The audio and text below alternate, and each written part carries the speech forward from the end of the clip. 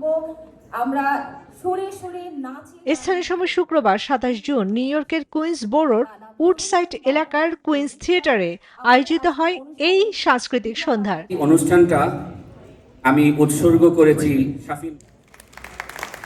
ধন্যবাদ সাগর তো ভাই। আজকে অনেকগুলা চমক আপনারা পাবেন। অনুষ্ঠানটি উপস্থাপনা করেন এলভিস। শুরুতেই মঞ্চে আসেন আয়োজক গ্যালাক্সির মিডিয়া।